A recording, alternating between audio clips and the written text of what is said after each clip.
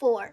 Have you ever been so captivated by a sight that you have literally been unable to turn away?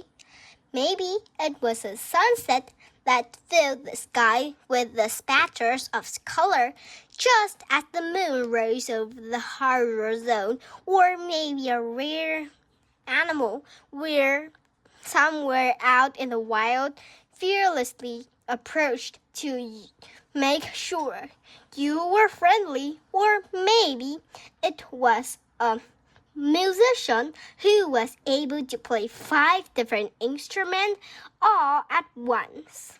For Carter, singing Mr. Vernon in midst of crowd carnival was just that, a spectacular.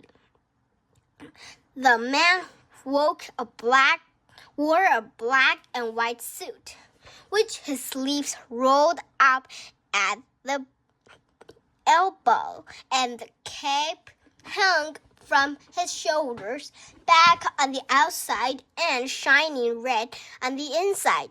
His head was covered with a top hat floating on the cloud of white curls which contrast against his pitch black mustache. Yes, it was merely the outfit that caught Carter's eye. It was what the stranger was doing with the coin eye. It was that the stranger was doing with the coin. The quarter rolled across the back and forth, but each time it got to the edge of his hand, it vanished, reappearing at the other side instantaneously.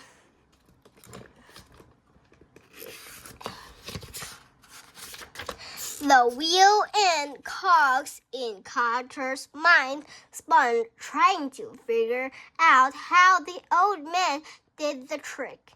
But he couldn't for a minute. He wondered if his eyes were fooling him, as his empty stomach made him so weak. "How'd you do that?" Carter finally asked. "Magic, of course," the old man said. Carter shook his head. "There's no such things." He knew that sounded confident, but inside of the first time ever he quoted with doubles. There was something special about this man. Carter couldn't turn away. "I disagree," the man said. "Magic is all around us. We just have to pay attention." "Yeah, okay," Carter scoffed. "If you're referring to the carnival, I can guarantee you it's all fake, just like the sideshow, just like the game." He knew he should leave, find food, find a bed, but something in his gut keep his feet planted to the ground. It was a similar feeling to watch Uncle Sly disappear as the train put away, like this meeting that meant to be. Have you ever felt like that? It's as close to a magician feeling as something of us will ever get. The man's eyebrows rose. "How intriguing.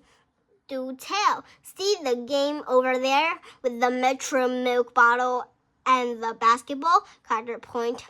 "Metro is a con. Secret wives must hold the bottle in place, so even if you get the direct hit, they don't fall down." "I saw someone win just a moment ago," the man nodded. "They had to do that every once in a while," Carter explained. If no one ever won, people would catch on. But if they let someone win every half or so, no one picks up on the fact that everyone else close. "Aren't you observant?" the man said, impressed. I take it you're not enjoying the carnival? I didn't really come here to enjoy things, Carter said. He'd come here to vanish, but when I saw your coin trick, I took more closely at the man's finger. Are there 2 coins? There are actually, colored me impressed. The man with curved white hair extended his hand. My name is Mr. Vernon. Then Carter shook it. The hand came loose and fell to the ground. Carter jumped back. It took him a full 2 seconds to realize the hand was made of lifelike plastic. Unable to stop himself, an uncontrollable laugh escaped. The laugh surprised Carter. He quickly corrected himself. You got me. So what are you selling? Selling? Mr. Vernon asked, confused. No one does magic just for fun. Either you're here to swindle people or you're trying to sell things. I assure you, I'm here to do neither. But that's a rather sad view of the world for someone your age, Mr. Vernon said. Might I ask what happened to you, you thoughtful native mister? The name is Carter, and I have no clue what you just said. I was asking about in no sense. Young man, most people started out with at least a envelope. That's just said. I've been around the block a few times. Sorry to bother you. I'll let you get back to your work, whatever it is.